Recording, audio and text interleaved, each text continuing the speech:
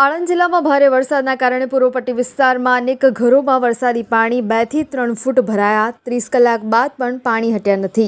આણંદ શહેર છેલ્લા 36 કલાકથી પૂર્વ પટ્ટીના અસંખ્ય ઘરોમાં ઢીચણસમાં વરસાદી પાણી જોવા મળી રહ્યા છે.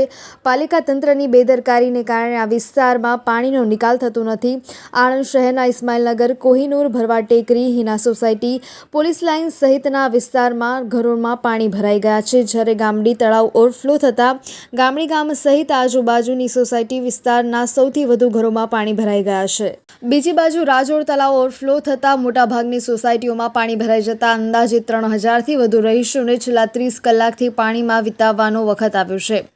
આણંદ, ઇસ્માઇલનગર અને ગામડી ગામે સોમવાર સવારે 10 વાગ્યાના અરસામાં રસ્તા પર અને સોસાયટીમાં 2-2 ફૂટ પાણી ભરાઈ ગયા હતા. વરસાદી જોર યથાવત રહેતા 11 વાગ્યા સુધીમાં 20થી વધુ સોસાયટીઓના 400થી વધુ ઘરો પાણીમાં ઘૂસી ગયા હતા. જેથી પરિવારોને તમામ કામ પડતા મૂકીને ઘરનો માલસામાન બીજા માળે ચઢાવવાની કામગીરીમાં જોતરાઈ ગયા હતા.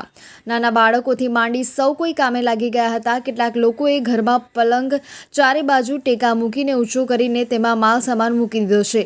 આજે બપોર સુધીમાં એક પણ ઘરમાં પાણી ઓસર્યા નથી, જેને લઈને નગરજનો છેલ્લા 2 ટંકથી બહારથી ભોજન મંગાવીને કરવાનો વખત આવ્યો છે.